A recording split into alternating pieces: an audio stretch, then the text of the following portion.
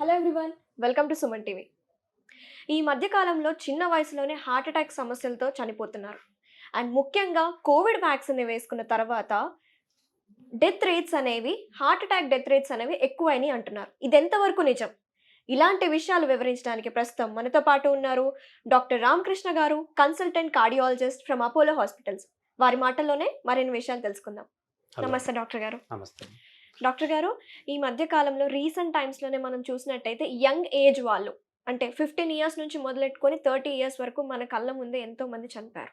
And ఇంకోటేంటంటే మేజర్‌గా Covid vaccine తీసుకున్న వాళ్ళు, ఈదర్ కోవిషీల్డ్ కానీ, కోవాక్సిన్ తీసుకున్న వాళ్ళు ఈ హార్ట్ అటాక్ సమస్యలు ఎక్కువొస్తున్నాయి అంటున్నారు. ఇది ఎంతవరకు నిజమంటారు మీరు? కోవిషీల్డ్ గానీ, కోవాక్సిన్ గానీ ఏదైనా వ్యాక్సిన్‌కి మనం హార్ట్ అటాక్స్‌ని అంటగట్టడం సరైనది కాదు. ఎందుకంటే మన పాపులేషన్‌తో పోలిస్తే మనం ఆల్మోస్ట్ 70-80% అండి 80,00,00,000 మంది వ్యాక్సిన్ తీసుకున్నారు. నిజంగా వ్యాక్సిన్ వల్ల హార్ట్ అటాక్స్ వచ్చేదుంటే ఈ పాటికి చాలా ఎక్కువ ఇన్సిడెంట్స్ ఉండేది. ఇది జరిగిన చిన్న చిన్న ఇన్సిడెంట్స్ లైక్ యంగ్ పేషెంట్స్‌లో చిన్న వయసులో హార్ట్ అటాక్స్ వస్తున్న వాటిని మనం వ్యాక్సిన్‌కి అంటగట్టడం కరెక్ట్ కాదు. వ్యాక్సిన్ వల్ల భారతదేశానికి చాలా మేలు జరిగిందనే చెప్పాలి. ఎందుకంటే మనం అదర్‌వైజ్ వ్యాక్సిన్ లేకుండా డెవలప్డ్ కంట్రీసే చాలా ఇబ్బందులు పడ్డాయి. మన పాపులేషన్‌కి, మనకున్న హెల్త్ ఇన్‌ఫ్రాస్ట్రక్చర్స్‌కి we are far better place than the developed countries. మిగతా కంట్రీస్‌తో పోలిస్తే మనం చాలా బెటర్ ప్లేస్‌లో ఉన్నాం. కోవిడ్ ట్రీట్మెంట్ కానీ, కోవిడ్ రికవరీ రేట్స్ కానీ, తర్వాత వచ్చిన సైడ్ ఎఫెక్ట్స్ కానీ, సపోజ్ చైనాతో కంపేర్ చేస్తే ఇప్పుడు మనం our population is far more immune. So మనం వ్యాక్సిన్‌ని ఈ హార్ట్ అటాక్స్‌కి అంటగట్టడం కరెక్ట్ కాదు. ఇనీషియల్‌గా వ్యాక్సిన్ వేసుకున్నప్పుడు గానీ, కోవిడ్ వచ్చినప్పుడు గానీ చాలా క్లాటింగ్ టెండెన్సీ అనేది కొంత పెరిగింది. ఓకే. అది ఊపిరితిత్తుల్లో కావచ్చు, హార్ట్ అటాక్స్ వల్ల కావచ్చు, కొంత ఇన్సిడెంట్స్ ఉంది. బట్ దీనివల్లే వచ్చిందని మనకేం ప్రూఫ్ లేదు. ఓకే. సో దీనికోసమని మనం కోవిడ్ వ్యాక్సిన్‌ని హార్ట్ అటాక్స్‌కి అంటగట్టడం అయితే కరెక్ట్ కాదు. నా ఒపీనియన్. ఓకే డాక్టర్ గారు. అయితే ఇప్పుడు హార్ట్ అటాక్ వస్తుందని మనకు ముందుగానే సింప్టమ్స్ ఎలా గుర్తించవచ్చంటారు? మనందరికీ చాలా వరకు మన బాడీ 90% ఆఫ్ ద టైమ్స్ 90% మందిలో some or the other indication ఇస్తూ ఉంటుంది. డెఫినెట్‌గా ఇండికేషన్ ఇస్తుంది. Some 10-20% people unlucky people will be there. అంటే హార్ట్ అనేది అంత టైం ఇవ్వదు కొన్నిసార్లు. చెస్ట్ పెయిన్ వస్తుంది. బై ద టైమ్ హాస్పిటల్‌కి వచ్చేలోగానే చాలా మంది చనిపోతూ ఉంటారు. బట్ జనరల్‌గా మనకి ఏదో ఒక రకంగా ఇండికేషన్ డెఫినెట్‌గా ఇస్తుంది. ఐదర్ నడుస్తున్నప్పుడు ఆయాసంగా అనిపించడం కానీ, నడుస్తున్నప్పుడు పట్టేయడం కానీ, లేకపోతే నడుస్తున్నప్పుడు ఓన్లీ దవడల కింద నొప్పొస్తుంది. అంటే మనమంతా ఏమనుకుంటాం, గొంతు నొప్పిలే అనుకుంటాం. లేకపోతే కొంతమందికి పొట్టలో నొప్పొస్తుంది. ఓకే. ఇదంతా కూడా గ్యాస్ అనుకుని చాలామంది నానా విధాలుగా ఇంట్లో ఎక్స్‌పెరిమెంట్స్ చేసి ఈనోలు తాగడము, జీరా వాటర్ తాగడము, మజ్జిగ తాగడము, ఇలా తాగి ఆఖరికి గ్యాస్ట్రిక్ పెయిన్ అనుకుని ప్రీషియస్ టైం వేస్ట్ చేసి తర్వాత హాస్పిటల్‌కి రీచ్ అవ్వడం గానీ, లేకపోతే అలాగే నెగ్లెక్ట్ చేసి ఇంట్లో ఉండి ఇలా నైట్ టైమ్ ఇది అవ్వడం కానీ జరుగుతూ ఉంటుంది. నైట్ టైమ్ డెడ్ అవ్వడం కానీ ఇలాంటివి జరుగుతాయి. బట్ జనరల్‌గా హార్ట్ అనేది డెఫినెట్‌గా ఇండికేషన్ ఇస్తుంది. బట్ మనం నెగ్లెక్ట్ చేస్తాం అంతే. ఓకే డాక్టర్ గారు. అయితే ఈ లక్షణాలు అందరిలోనూ కనిపిస్తాయా? ఎందుకంటే మనం చూసిన రీసెంట్ అప్డేట్స్ ప్రకారం ఏంటంటే ఎక్కడికక్కడ కొలాప్స్ అయ్యి పడిపోయి చనిపోయిన వాళ్ళు మనం చూసాం రీసెంట్ టైమ్స్‌లోనే. సో వాళ్ళకి సింప్టమ్స్ ఏం లేకుండానే పడిపోయారు కదా సార్! అంటే ఎలా తెలుసుకోవచ్చంటారు? ఇప్పుడు ఏంటి? మనం చనిపోయిన ఇన్సిడెంట్స్ కానీ, ఇప్పుడు రీసెంట్‌గా జరుగుతున్న ఫిజికల్లీ ఫిట్ పర్సన్స్ అంటే లైక్ అవునండి. ఆడుతూ చనిపోవడం గానీ, ఇవన్నీ కూడా మనం హార్ట్ అటాక్ అని మనం ప్రిజ్యూమ్ చేసుకుంటున్నాం. దేర్ ఈస్ నో అంటే 100% మనకు ప్రూఫ్ లేదు. ఓకే. హార్ట్ అంటే కొలాప్స్ అవ్వడానికి హార్ట్ అటాక్ ఒక్కటే రీజన్ అవ్వాల్సిన అవసరం లేదు. కొన్ని కండిషన్స్ ఉంటాయి. హార్ట్ మజిల్ థిక్‌నెస్ పెరుగుతుంది. దాన్ని హైపర్ట్రోఫిక్ కార్డియోమయోపతి అంటారు.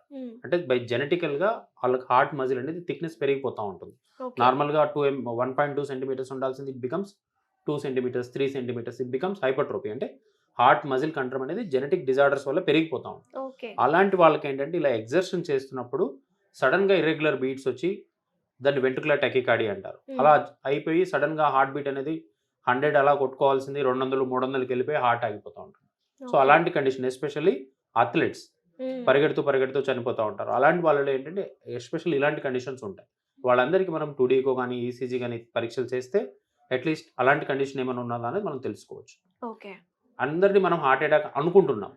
But we don't know the reason unless we do autopsy of that particular person. అయితే మనం చూసాం డాక్టర్ గారు, జిమ్‌లో వ్యాయామం చేస్తుండగా చనిపోవడం Yes. కానీ, లేకపోతే మారథాన్ రేసెస్ పాల్గొనే వాళ్ళు కానీ పాల్గొనే వాళ్ళు. వీళ్ళు ముందుగానే ఇట్లా హార్ట్ అటాక్ సమస్యలు రాకుండా ఉండాలంటే మనం ఎలాంటి జాగ్రత్తలు తీసుకుంటే బాగుంటుంది అంటారు? అంటే మనం ఫిజికల్‌గా ఫిట్‌గా ఉండాలన్నది కరెక్ట్ ఎప్పుడు కూడా. ఆ ఫిజికల్ ఫిట్‌నెస్ అనేది మనకు నాట్ ఓన్లీ హార్ట్, చాలా వేరే ఇతర వ్యాధుల నుంచి కూడా చాలా వరకు కాపాడుతుంది. ఐదర్ లైఫ్ స్టైల్ డిజార్డర్స్ అంటాం. Not diseases, disorders I am asking. Okay. Disorders అంటే షుగర్ గానీ, బీపీ గానీ ఇవన్నీ కూడా డిజార్డర్స్. మనం దాన్ని పట్టించుకోకపోతే ఇట్ బికమ్స్ డిసీజ్. ఆ కాంప్లికేషన్స్ వల్ల వచ్చే ప్రాబ్లమ్స్ అన్నిటిని డిసీజ్ కింద కన్సిడర్ చేస్తాం. మనం మెటబాలిక్ డిజార్డర్స్‌ని మన ఫిజికల్ ఫిట్‌నెస్ కానీ, డైట్ కానీ, స్మోకింగ్‌కి దూరంగా ఉండడం కానీ, ఎక్సెసివ్ ఆల్కహాల్ కన్జంప్షన్ చేయకపోవడం గానీ, ఇవన్నీ చేస్తే మనం చాలా వరకు ఇలాంటి వాటిని ప్రివెంట్ చేయొచ్చు. ఓకే. 100% మనం ఏది కూడా దీనివల్ల కరెక్ట్ అని చెప్పలేము. అంటే ఎక్సర్సైజ్ చేస్తే 100% హార్ట్ అటాక్ రాదు అన్నది ఎవరికీ ఎక్కడ ప్రూఫ్ లేదు. మనం 100 మందిని తీసుకుంటే దాంట్లో ఎక్సర్సైజ్ చేసిన వాళ్ళకి, చేయని వాళ్ళకి ఎలా డిఫరెన్స్ ఉన్న దాని మీద మెడికల్ లిటరేచర్ కానీ, మెడికల్ నాలెడ్జ్ కానీ మాట్లాడుతుంది. డాక్టర్ గారు ఇంకొకటి ఏంటంటే నేను విన్నది ఏంటంటే ఇప్పుడు మన మొబైల్ ఫోన్ని మనం ఎంత జాగ్రత్తగా కాపాడుకుంటాం. దానికి ఒక చిన్న స్క్రాచ్ పడినా సరే మనం కేర్‌ఫుల్‌గా ఉంటాం కదా!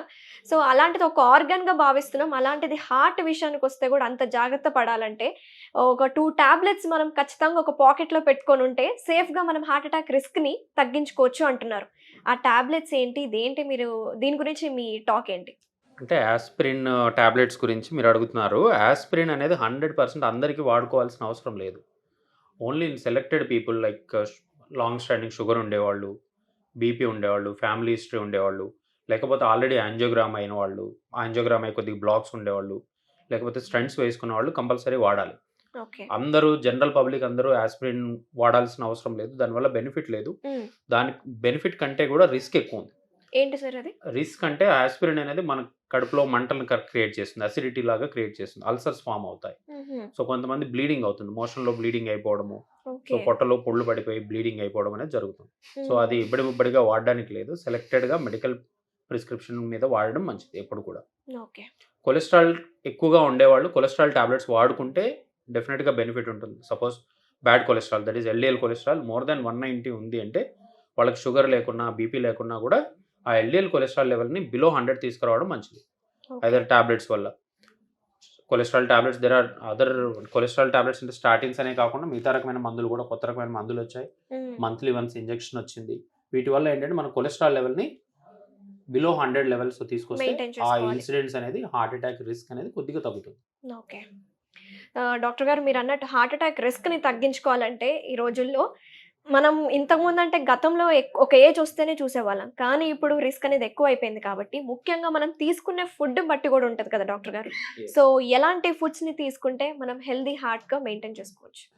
ఫుడ్ విషయానికొస్తే డెఫినెట్‌గా అంటే లైక్ యూ హ్యావ్ తక్కువ ఆయిల్ కన్జంప్షన్ కానీ, ఎక్కువ ఫ్రూట్స్, వెజిటబుల్స్ తీసుకోవడము, నాన్ వెజిటేరియన్ డైట్ తక్కువగా తీసుకోవడం. నాట్ లైక్ ఎక్కువ రోజు మన హైదరాబాద్‌లో దొరికినట్లుగా బిర్యానీలు తినడం గానీ, ఇలాంటివన్నీ కూడా ఎక్కువ అథెరోజెనిసిటీ అంటే కొలెస్ట్రాల్ లెవెల్స్‌ని బాగా ఇంక్రీజ్ చేస్తాయి ఫుడ్‌లో. ఓకే. ఎక్కువ ఆయిల్‌లో కుక్ చేసినవి కానీ, ఇలాంటివి తీసుకోవడం ఫ్రైడ్ ఏంటంటే మన ఐటెమ్స్. ఫ్రైడ్ ఐటెమ్స్ వీటి వల్ల ఏంటంటే మన బాడీలో సడెన్‌గా కొలెస్ట్రాల్ మన బ్లడ్ లెవెల్‌లో కొలెస్ట్రాల్ లెవెల్స్ అనేవి ఎక్కువైపోతా ఉంటాయి. ఓకే. సో, ఎక్కువ కొలెస్ట్రాల్ లెవెల్స్ అయినప్పుడు అవి ఎక్కడ పోతుంది? సో, హ్మ్. బాడీలోనే ఎక్కడో చోట డిపాజిట్ అవ్వాలి. ఐదర్ ఒబేసిటీ వల్ల గానీ, అలాగే హార్ట్ రక్తనాళాల్లో కూడా ఈ కొలెస్ట్రాల్ లెవెల్స్ అనేవి స్లోగా పేరుకుపోతా ఉంటాయి. ఓకే. సో, పేరుకుపోతుంది మనకు అటాప్సీ స్టడీస్ అంటే చనిపోయిన పేషెంట్‌ని రక్తనాళాన్ని కట్ చేసి చూస్తే ఈ కొలెస్ట్రాల్ ప్లేక్స్ అనేవి 20 ఇయర్స్ వాళ్ళలో కూడా ఈ కొలెస్ట్రాల్ ప్లేక్స్ అనేవి ఆరంభ స్టేజ్‌లో ఉన్నవి గుర్తించారు. హ్మ్. సో, మనకనేది డిసీజ్ అనేది as early as possible 20 years below 20 years నుంచి కూడా మనకి డిసీజ్ ప్రాసెస్ అనేది స్టార్ట్ అవుతుంది. ఓకే. సో, దాన్ని మనం తర్వాతైనా అట్‌లీస్ట్ రెగ్యులర్‌గా ఎక్సర్సైజ్ చేయడము, స్మోకింగ్‌కి దూరంగా ఉండడము, ఆల్కహాల్ దూరంగా ఉండడము, షుగరు, బీపీ ఉంటే వాటిని కంట్రోల్‌లో పెట్టుకోవడం వల్ల మనం ఈ రిస్క్ అనేది కొంతవరకు తగ్గించొచ్చు. ఓకే. అయితే ఒబేసిటీ కూడా ఒక కారణం హార్ట్ అటాక్ 100%. సమస్యలకి రావడానికి. 100%. ఒబేసిటీ ఈస్ మూల కారణం అన్నిటికి. హ్మ్. ఒబేసిటీ వల్లనే షుగర్ వస్తుంది. ఒబేసిటీ వల్లనే బీపీ డెవలప్ అవుతుంది. అండ్ ఒబేసిటీ వల్లనే హార్ట్ ప్రాబ్లమ్స్ అనేవి ఇవన్నీ కూడా ఓవర్ పీరియడ్ ఆఫ్ ఇయర్స్ జరుగుతుంది. మనం ఓకే. ఒక్కరోజు డైట్ తినడం వల్ల మారదు. This diet has to be life long journey. హ్మ్. అందుకే మన ప్రీవియస్ జనరేషన్ అంటే పాత మన తాతలు, అమ్మమ్మలు వాళ్ళు తినేదానికి మనం తినేదానికి there is lot of difference. Okay. So, వాళ్ళ కాలంలో ఈ ఇన్సిడెన్సెస్ వాళ్ళందరూ 80 సంవత్సరాలు, 70 సంవత్సరాలు ఎలాంటి జబ్బులు లేకుండా ఉన్నారు. మన కాలంకి వచ్చేటప్పటికి we are exposed to more refined foods, hmm. Refined oils and we are developing this lifestyle disorders. Okay. ఈ డే టు డే జరిగే జబ్బులు కానీ లైక్ షుగరు, బీపీ ఇవన్నీ కూడా అవునండి. మనకు థైరాయిడ్ కానీ వీఆర్ ఏదైనా. Getting at younger age. Thank you doctor గారు, చాలా వాల్యుబుల్ ఇన్ఫర్మేషన్ ఇచ్చారు. హార్ట్ అటాక్ సమస్యలతో బాధపడుతున్న వాళ్ళు ఎలాంటి జాగ్రత్తలు తీసుకోవాలి అండ్ ప్రైమరీ సిమ్టమ్స్ ఎలా ఉంటాయో అని చాలా క్లియర్గా చెప్పారు. Thank you so much.